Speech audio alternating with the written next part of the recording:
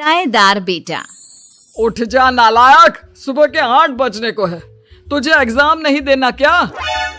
थोड़ी देर और सोने दीजिए ना पापा। तू उठता या फिर मैं तेरे ऊपर पानी फेंकूं? रोज गधों की तरह सोता रहता है, पेपर की कोई टेंशन ही नहीं है। और एक हमारा समय था जब हम पेपर में फेल होने के डर से रात भर पढ़ा करते थे, सो ही नहीं पाते थे। तो क्या अब आप उसका बदला मुझसे लेंगे? मैं 15 मिनट बाद उठ जाऊंगा, आप प्लीज जाइए, मुझे डिस्टर्ब मत कीजिए। इतना कहकर रौनक रजाई ढककर फिर से सो जाता है। तू ऐसा नहीं मानेगा, रुक मैं अभी पानी लेकर आता हूं। बस फिर क्या था, इतना कहकर वो भागते हुए बाथरूम में जाते हैं और पानी की एक बड़ी सी बाल्टी लाकर रौनक के ऊपर फेंक देते हैं। पानी पड़ते ही रौनक झट से उठ जाता है। ये आपने क्या किया पापा? अब तो उठेगा नहीं तो यही करना पड़ेगा ना। वैसे थैंक्स डैड, आपके कारण ना अब मुझे नहाने की भी जरूरत नहीं पड़ेगी। चलिए अब आप माँ से बोलकर मेरे कपड़े निकलवा दीजिए, तब तक मैं ब्रश कर लेता हूँ। वैसे कल ना आप एक काम और करना, नहलाने के साथ साथ मुझे ब्रश भी करवा देना। ये ब्रश करने में ना मुझे बहुत आलस आता है। रौनक की बातों से अरविंद का मुंह खुला का खुला रह जाता है। वो अपनी पत्नी कमला के पास जाता है और रौनक की हरकतों के बारे में बताता है, जिसे सुन उसकी पत्नी हंसने लगती है। तुम अपने बेटे को समझाने के बजाय हंस रही हो। रौनक बच्चा है, धीरे धीरे सुधर जाएगा, आप क्यों उसके पीछे पड़े रहते हो? अभी नहीं सुधरेगा तो कब सुधरेगा? 10वीं क्लास में है रौनक, वो अब कोई बच्चा नहीं रहा। अरविंद की इतना बोलते ही वहां रौनक भी आ जाता है। क्या डैड, मैंने आपको एक काम दिया था, वो भी नहीं हुआ आपसे। अरे क्या हुआ बेटा? माँ, मैंने डैड से बोला था कि वो आपको बोलकर मेरे स्कूल की यूनिफॉर्म निकाल दे, लेकिन मेरे पीछे पड़ने के अलावा इनसे एक काम ढंग से नहीं होता। देख रही हो कमला, देख रही हो अपने लाडले को? अरे आप चुप रहिए जी। चलो बेटा, मैं तुम्हें कपड़े निकाल कर दे देती हूँ। बस ऐसे ही साल पर साल बीतते जाते हैं, लेकिन रौनक के रवैये में कोई बदलाव नहीं आता। वो पहले से भी ज्यादा आलसी और पूरी तरह अपने माता पिता पर निर्भर हो जाता है। 2 साल बाद पता नहीं कहाँ गायब रहता है पूरे दिन, अब तक तो आ जाना चाहिए था। अरे आप इतनी फिक्र क्यों कर रहे हैं उसकी? दोस्तों के साथ खेल रहा होगा, आ जाएगा अभी। ये कोई टाइम है खेलने का?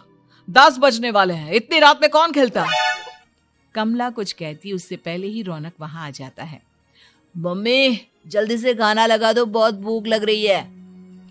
तुम्हें तब तक खाना नहीं मिलेगा जब तक तुम बता नहीं देते कि इतनी रात गए कहां से आ रहे हो।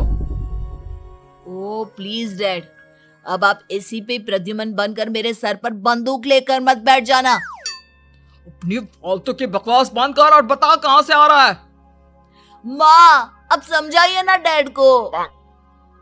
बता देना बेटा, इनको भी तसल्ली हो जाएगी। आप बोल रही हैं तो बता देता हूँ, मैं दोस्तों के साथ मूवी देखने गया था, इसलिए देर हो गई। तो इन सब चीजों में मेरे पैसे उड़ाता है? कभी 1 रुपया कमाने के बारे में सोचा है तूने? जब देखो हवा की तरह पैसे उड़ाता रहता है। माँ अब आप इन्हें चुप करा दीजिए, वरना ना मुझे गुस्सा आ जाएगा। अच्छा क्या कर लेगा? बता ना, क्या कर लेगा तू? वैसे बात तो ठीक ही है, मैं कर ही क्या सकता हूँ, पैसे तो फिर भी मैं आपसे ही मांगूंगा ना। चलिए अब ये सब बात छोड़िए और मम्मी मेरे लिए खाना लगा दीजिए। अभी लगा देती हूँ बेटा। मैं बता रहा हूँ कमला, एक दिन ये ऐसे ही बिगड़ जाएगा। ओफो, आप क्यों इतना पीछे पड़े रहते हो मेरे बच्चे के? बात की बाद में देखेंगे, अभी आप शांति से उसे खाना खाने देंगे। अगले दिन, डैडी मुझे 10,000 रुपए चाहिए। हाँ? अब इतने पैसे क्यों चाहिए तुझे? डैड आप बिना सवाल किए कभी पैसे नहीं दे सकते क्या?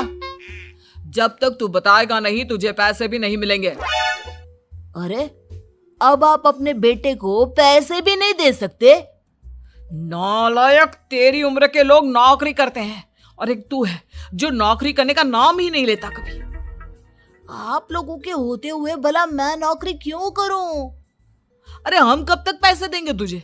तुझे भी तो अपने पैरों पर खड़ा होना होगा ना। कौन सा उधार के पैरों पर खड़ा हूं? अपने ही तो पैरों पर खड़ा हूं मैं।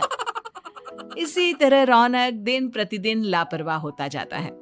उसकी लापरवाही को देखते हुए अरविंद और कमला अपने बेटे की शादी कराने का फैसला लेते हैं और 1 महीने के अंदर अंदर ही रौनक की शादी मेघा नाम की लड़की से करा देते हैं। शादी के कुछ दिन बाद, रौनक, मुझे एक अच्छी सी साड़ी चाहिए, आप ला दोगे ना? हाँ, क्यों नहीं। कितने तक की आती है साड़ी? यही करीब 5,000 तक की। तुम चिंता मत करो, मैं आज ही डैडी से पैसे मांगकर तुम्हारे लिए साड़ी ले आऊंगा। आप कब तक ऐसे ही अपने पापा से पैसे मांगते रहेंगी? कोई अच्छी सी नौकरी क्यों नहीं कर लेते आप? अरे डैड के होते हुए मुझे नौकरी करने की जरूरत ही क्या है? पर आप ऐसे कब तक उनसे पैसे मांगते रहेंगे? कुछ आपको अपने दम पर भी तो करना होगा ना। अब तुम भी बाकी लोगों की तरह मुझे ज्ञान देना शुरू मत कर देना। साड़ी चाहिए ना तुम्हें, मिल जाएगी बस। इतना कहकर रौनक अपने पिता से पैसे मांगने चला जाता है। डैडी, मुझे 5,000 रुपया चाहिए। अब 5,000 क्यों चाहिए तुझे? वो मेघा को साड़ी चाहिए थी। अरविंद आगे बिना कुछ कहे चुपचाप उसे पैसे निकाल कर दे देता है। कुछ दिन बाद, तुम्हें नहीं लगता कमला, रौनक हम पर पहले से भी ज्यादा डिपेंड हो गया है?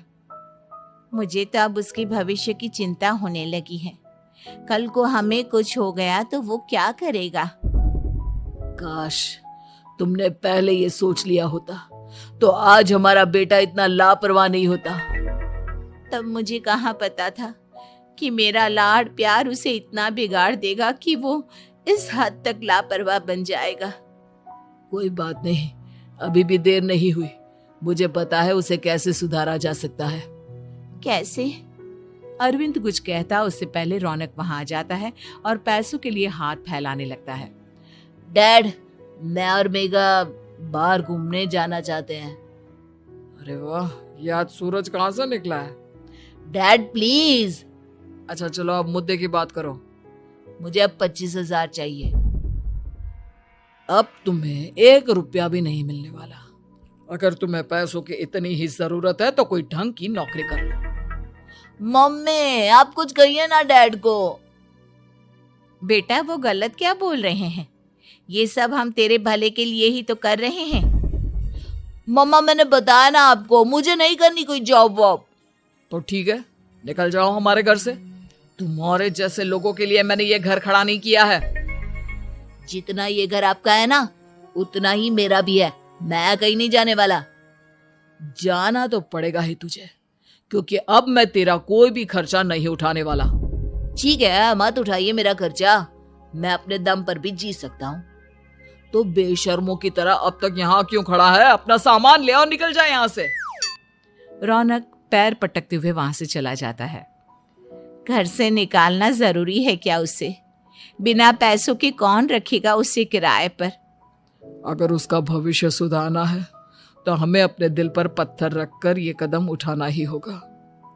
दोनों बात कर रहे होते हैं कि रौनक अपनी पत्नी के साथ एक बड़ा सा बैग लेकर घर से निकल जाता है, लेकिन घर से बाहर उसे कोई भी मुफ्त में अपने घर किराए पर नहीं रखता। अंत में थक हार कर वो फिर से अपने घर चला जाता है। क्या हुआ? थोड़ी देर पहले तो दहाड़ते हुए घर से निकला था, अब क्या हुआ? नहीं रखा ना किसी ने तुझे किराए पर? डैड प्लीज, मैं कुछ दिनों में कोई अच्छी सी नौकरी शुरू कर दूंगा।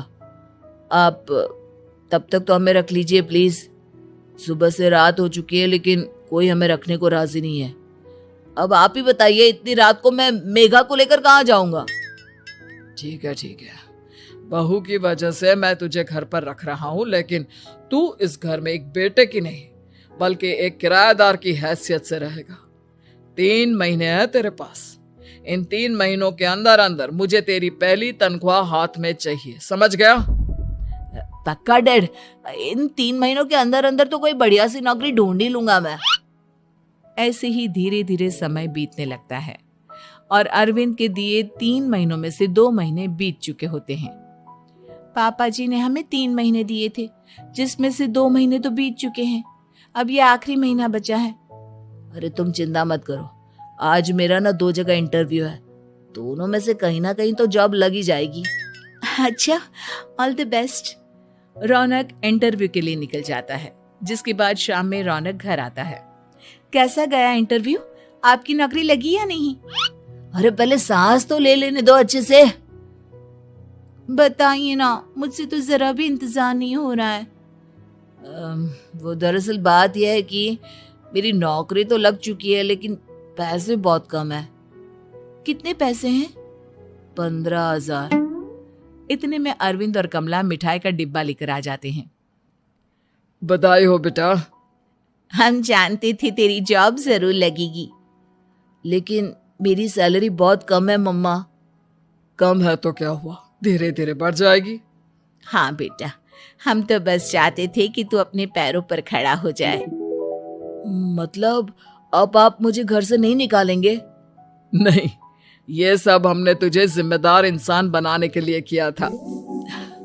Thank you mummy papa. अगर आप दोनों ऐसा नहीं करते तो मुझे कभी अपनी जिम्मेदारियों का एहसास तक नहीं होता।